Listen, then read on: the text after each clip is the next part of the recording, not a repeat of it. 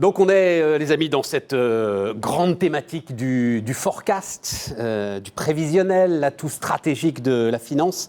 Alors on va s'interroger sur les nouveaux cycles de pilotage et puis vous allez voir, on va aussi s'interroger comment ne pas être lost in the forecast, quoi, justement. Voilà, not to be lost in the forecast. On peut se perdre dans le forecast. C'est ce qu'on va voir avec Nadine Pichelot. Bonjour Nadine, vice-président finance zone EMEA pour Anaplan. Bonjour. Et avec Pauline Caillard. Bonjour Pauline. Bonjour. Criteo, VP Finance pour Criteo. Nadine, pourquoi est-ce qu'on est aujourd'hui devant de nouveaux cycles, justement ?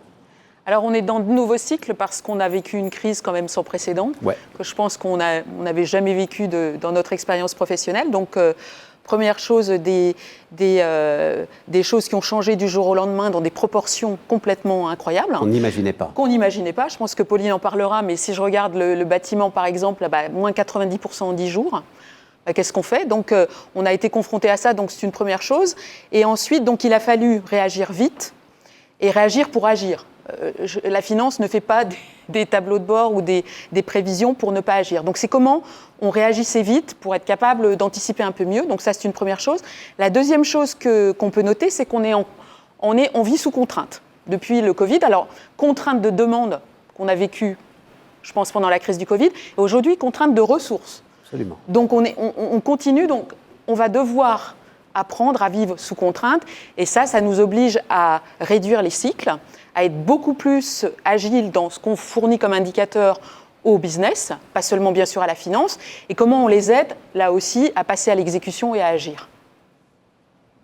Oui, alors on parlait de la difficulté de s'adapter en temps de crise. C'est sûr, la crise du Covid, c'est une crise sans précédent, inédite. Tu m'as dit, on a été au-delà de l'imprévisible. J'ai bien aimé cette phrase. Oui, effectivement. Qui aurait pu prévoir, quand on a commencé à voir les prémices de la crise en février, comment ça allait se passer et qu'est-ce qui se passerait en mars? Mais ce que ça veut dire, c'est que tu penses, parce qu'on peut penser, on va dire, bon ben voilà, la crise est passée, il n'y en aura pas d'autres, et on peut revenir back to normal. C'est-à-dire, tu penses que non, on rentre dans un monde fait de nouveaux... qui n'auront pas cette violence, évidemment. Je ne peux pas vous dire, évidemment, tout ça, et personne ne le sait. Mais ce qui est sûr, c'est qu'on est dans une économie très globale, très interconnectée, où on parle de la théorie du battement d'aile du papillon. Je pense que la crise du Covid, c'était un peu ça. Oui. Quelque chose qui a pris naissance dans un endroit du monde et qui s'est propagé à une vitesse folle. Et donc, nous, les financiers, on est un peu désarmés face à ça, comme tout le monde, mais on doit fournir les outils pour réagir, pour permettre au business de s'adapter. Et le travail qu'on a fait pendant les débuts de la crise du Covid, c'était un travail de modélisation, de se dire voilà quels sont les scénarios possibles, comment on réagit, quels sont les leviers qu'on a à notre disposition pour permettre à l'entreprise de continuer à vivre. Et nous, Criteo, par exemple, on a une grosse partie de notre business qui était constituée des clients travel. Bien sûr, ces clients-là, il a fallu aussi s'adapter, leur proposer des solutions. Et en tant que financier, on était confronté à une perte de chiffre d'affaires sur ces clients. C'est passionnant. Criteo, on le dit juste d'un mot, donc retargeting publicitaire pour... Oui, alors maintenant, on est une commerce media plateforme, donc vraiment une commerce de médias en ligne. Ce que je veux dire juste, c'est que pendant que vous aviez le travel retail qui s'effondrait, vous aviez le e-commerce qui est un autre pan important de votre activité qui montait en flèche. Tout à fait. Donc c'est là aussi où les choses restent compliquées à piloter. Mais est-ce que justement, il n'y a pas nécessité aussi, Nadine, de plus en plus de pertinence dans les choix d'investissement qui sont faits, vu les complexités que décrivait Pauline il y a quelques instants? Absolument. Je pense que beaucoup d'entreprises ont vu certains de leurs clients ou certaines branches vraiment avoir des demandes qui chutaient, d'autres monter. Donc c'est comment j'ajuste et comment je fais sur je balance un petit peu ma profitabilité, ma marge. Je pense que c'est vraiment là-dessus qu'on va devoir travailler et aider les entreprises avec justement aussi l'intégration de données opérationnelles, pas seulement financières. Je pense que et voilà, nous c'est ce qu'on a vu chez Anaplan avec nos clients, c'est que c'est ceux qui ont le plus réussi, qui s'en sont le mieux sortis, c'était comment j'arrive à connecter tout ça en fait. Comment je connecte les points, comment je connecte ma logistique, comment je connecte mes ventes et comment la finance s'adapte un petit peu à tout ça en optimisant les ressources. À qui je donne des ressources, à qui je donne du budget. Donc c'est vraiment ce qu'on a vu chez nos clients. Comment ? Et ça, il faut arbitrer en temps réel. Absolument. Et ça, il faut être capable et d'ajuster. Je pense qu'il faut être capable d'ajuster et d'agir. Enfin, je sais que Pauline, j'adore aussi ce qu'elle dit sur les chiffres ne sont pas là pour les chiffres sont là pour l'exécution, absolument pour l'action. Ouais. Et donc, c'est absolument ça. C'était comment j'agissais en temps réel, en réallouant peut-être des investissements à un département plutôt qu'à un autre. Alors justement, quelles conséquences métiers, Pauline, et quelles conséquences sur le CFO ? Je trouve que le CFO, c'est vraiment le guide, hein, et c'est lui qui va aussi permettre cette bonne allocation et cette bonne conversation au niveau du business. Mais je voulais parler aussi de la forecast comme un genre de risque aussi, hein, parce qu'on en parlait tout à l'heure. Alors allons-y sur le risque, et puis après on ira sur les conséquences métiers. C'est un exercice infini, hein. Vous n'aurez jamais le forecast parfait qui va vous donner la vérité, c'est un exercice impossible. Donc l'idée, c'est d'approcher par scénario, de se dire, voilà, il y a des jalons dans le temps. Si on arrive à un jalon donné avec une métrique qui est là sur un business ou autre, voilà ce que ça veut dire peut-être sur la suite. Enfin, voilà, c'est d'essayer de regarder un peu ces indicateurs-là, leading indicators, Mais comme on dit en attends, anglais. concrètement, Pauline, ça veut dire qu'à un moment, tu dois taper du poing sur la table. Tu le fais avec élégance et bienveillance, mais quand même taper du poing sur la table pour dire, là les amis, on s'arrête. Ça y est, c'est fini. C'est ça, exactement. Et dans un moment où on est aussi dans une approche très collaborative, il faut aussi savoir à un moment réduire les temps de production de ce forecast pour se concentrer sur l'action et sur vraiment comment on est dans le business. Done is better than perfect. Exactement, c'est une bonne façon de voir les choses. C'est un des claims de Blablacar. Voilà, quand vous rentrez dans Blablacar, c'est un des Dazibao qui est affiché à l'entrée de l'entreprise. Parce que, comme vous, tu es dans une nécessité de croissance très rapide, et donc il faut faire les choses. Et je pense que c'est très juste, c'est aussi, comme on le disait, la perfection n'est pas du tout ce qu'on doit rechercher, mais c'est aussi s'arrêter un moment et dire, j'ai travaillé sur des ranges, sur des intervalles. On travaille beaucoup, et au fur et à mesure du temps, on l'affine, et on devient plus précis, mais c'est être capable de se dire, je vais être dans cette zone-là, et ça me va. Et je pense qu'il y a un autre point aussi en mode collaboratif où il faut faire très attention, c'est que tout le monde a accès à la donnée. Donc tout le monde peut s'estimer légitime pour dire moi j'ai fait mon forecast.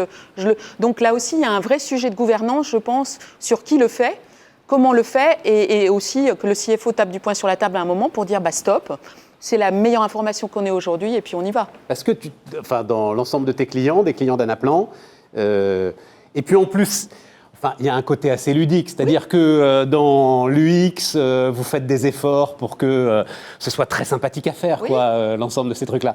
Donc on peut se perdre dans le truc. Tout le monde peut s'invoquer contrôleur de gestion ou financier et dire moi j'ai l'information. Donc je pense qu'il y a une vraie gouvernance et il y a une vraie aussi optimisation de qui le fait, qu'on ne perde pas de temps à avoir des gens qui ne devraient pas le faire en fait. Je pense que ça aussi c'est un point qu'on avait discuté avec Pauline. Oui, c'est ça, il faut trouver le bon curseur entre une approche complètement bottom-up qui va impliquer beaucoup de gens et qui va prendre du temps, et la nécessité d'avoir un forecast rapide dans le temps. Ouais. C'est-à-dire que si vous avez un temps de forecast de 3 mois, ou je vais à l'extrême là, mais même d'1 mois, en fait vous arrivez au bout de votre cycle et l'hypothèse de départ est déjà obsolète. Ouais. Donc il y a vraiment cette nécessité d'avoir une grande efficacité dans le process, dans le nombre de revues qu'on va faire. Oui, mais alors justement, attends, est-ce que tu as fixé arbitrairement un temps de forecast? Tu dis, ça ne dépassera pas, j'en sais rien moi, 3 semaines, 4 semaines, 5 semaines?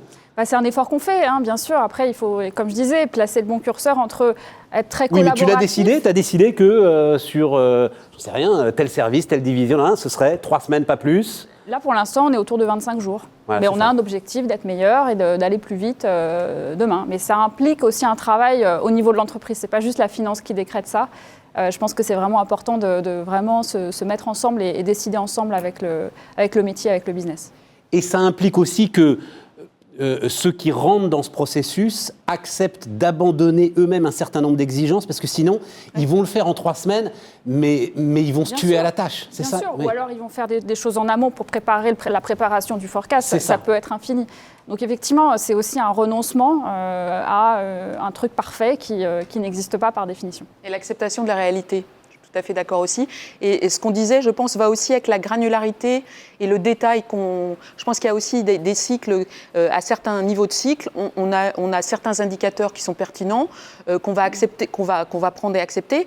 Dans des cycles plus détaillés, on aura peut-être des indicateurs un peu plus par service. Donc c'est là-dessus aussi qu'il faut travailler. C'est quels indicateurs tu me remontes moi à la finance, mais pas tous. Donc c'est vraiment avoir une bonne division des tâches et une bonne gouvernance de comment tout ça se remonte. Et je pense, pour en revenir à Criteo, parce qu'effectivement tu l'as cité très vite, j'ai découvert ça, je vais être très franc même, j'ai découvert ça dans vos résultats trimestriels qui sont tombés il y a quelques jours, ce métier que je ne connaissais pas, qui est, alors je vais le résumer, les plateformes de e-commerce aujourd'hui ont une telle audience qu'elles deviennent elles-mêmes des plateformes publicitaires. Absolument, oui, bien sûr.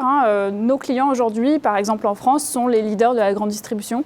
C'est ce qu'on appelle le retail média, qui est vraiment un... Cdiscount fait de la pub et gagne de l'argent en faisant de la pub sur sa plateforme. Enfin, je cite celle-là, mais parce que c'est la plus connue. Cdiscount ou un autre, mais en tout cas... Et donc, ça veut dire quand tu as un métier qui monte comme ça... Oui. Peut-être que c'était dans la planification des dirigeants de Criteo, mais à un moment, tu es toi-même en fait happé par l'activité et la transformation de l'activité. Oui, c'est un pan de notre activité qui grossit très très vite, à plus de 50%. Donc effectivement, il faut réagir et en effet être capable d'allouer la bonne ressource au bon endroit pour capter cette croissance le mieux possible. C'est agir très rapidement pour l'impact. Alors, qu'est-ce que ça change sur les métiers, et notamment, on en parle énormément au cœur de cette session de Future of Finance, c'est le contrôleur de gestion. C'est vraiment, c'est le pivot de la transformation, j'ai l'impression, vous verrez dans l'ensemble des séquences que l'on vous propose. Qu'est-ce que ça change sur les métiers pour vous aujourd'hui ? Dans ce qu'on voit chez nos clients et chez nous aussi, donc je déteste ce mot de contrôleur de gestion, parce que contrôleur, je contrôle le passé, et il passait beaucoup de temps à un moment à faire des réconciliations de chiffres. Donc déjà, si on peut éviter les réconciliations, je pense qu'avec les plateformes qu'on utilise, on arrive déjà à ça, être d'accord sur des chiffres déjà. Donc on perd beaucoup moins de temps. Et ensuite, c'est à partir d'un historique, à partir aussi, on en parlera peut-être, mais d'outils d'intelligence artificielle, de machine learning, d'optimisation du forecast par exemple, comment j'en prends les meilleures informations et je deviens quelqu'un qui travaille sur le futur, comment je fais de l'analyse, comment je deviens un peu un data analyst. Donc on voit vraiment un shift de ces métiers aussi. Alors on parle beaucoup des contrôleurs de gestion, mais je pense que ça peut s'appliquer aussi à la comptabilité dans une certaine mesure, où en automatisant beaucoup de tâches, en évitant beaucoup de tâches répétitives, on a des comptables qui sont beaucoup plus porteurs de travail sur le futur et d'impact sur le forecast. Nous on le voit vraiment chez nos clients et chez nous aussi. Pauline, quel impact sur les métiers ? Nous, on n'aime pas non plus contrôleur de gestion ? Non, moi je me vois comme un business partner. C'est vraiment une grosse différence avec la définition. C'est-à-dire que tu l'es vraiment, quoi. Oui, on est là dans les moments importants de la prise de décision dans l'entreprise pour guider le management en fournissant de la donnée, en fournissant des analyses qui font de l'impact et qui apportent quelque chose de nouveau et de différent de l'information que peut avoir le business. Et c'est notamment autour de la donnée que tout se situe. Et vraiment, c'est aussi une approche complètement différente, tournée vers l'avenir, tournée vers l'exécution. Et après, on parlait du machine learning, c'est vraiment une technique qu'on a adoptée chez Criteo depuis un moment déjà pour la prédiction et pour le forecast. Et on se sert du machine learning. Ce qui est intéressant, c'est que c'est pour nous un data point. Ce n'est pas la vérité. Ça ne sera jamais la vérité et ça ne remplace pas l'intelligence humaine. Donc on s'en sert comme un point de triangulation. On a ce machine learning qui nous fait une prévision de chiffre d'affaires notamment. Voilà. Après on a aussi la prévision top-down bottom-up qui vient du business, la forecast classique. Puis après on a les données de marché qui sont aussi une source d'informations importantes. Et en regardant ces trois informations-là, on essaie de dire voilà, où est-ce qu'on doit être le prochain trimestre, l'année prochaine. Ouais. Et c'est vraiment la combinaison de ces données, plus beaucoup d'intelligence humaine et de conversation avec le business. Parce qu'en plus, vous êtes dans un secteur tellement challengé. Enfin, il arrive quasiment une info tous les jours qui peut modifier en profondeur votre business en ce qui vous concerne, vous, Criteo. C'est ça qui est... oui, mais Nadine, justement, concluons là-dessus. Dans ces nouveaux cycles de pilotage, l'intelligence artificielle... L'intelligence artificielle va aujourd'hui renforcer le rôle qu'elle a déjà aujourd'hui de guide à la décision et d'aide à la décision. Je pense que l'intérêt de ces outils, c'est qu'ils enlèvent un peu les biais qu'on peut tous avoir quand on voit un forecast. On peut être dans un déni, qui aurait dit, en voyant les premiers chiffres du Covid, je pense qu'il y a un déni naturel de dire mais c'est pas possible. Donc je pense que ça amène l'élimination des biais, qui est important. Ça fait gagner du temps, si on a là aussi des données qui sont de qualité. Ça fait gagner du temps sur des informations qu'on ne perdrait pas à faire humainement. Et donc, ça permet aux contrôleurs de gestion ou aux data analysts d'utiliser ces données et de devenir un vrai business partner en travaillant avec les personnes avec qui ils travaillent dans le business. Donc, je pense que ça fait gagner du temps dans ce cycle de forecast. Ce ne sera pas parfait. On a parlé de la perfection. Absolument. Ce ne sera toujours pas parfait. Et la technologie, c'est une chose, mais moi, quelque chose qui est cher, qui est cher pour moi, c'est de dire la technologie et l'humain. Mais l'humain va pouvoir, le contrôleur de gestion et les data analysts vont pouvoir vraiment utiliser toutes ces technologies pour donner les meilleures informations possibles à leurs partenaires. Merci mesdames. Vous continuez à nous regarder à l'occasion de ce Future of Finance.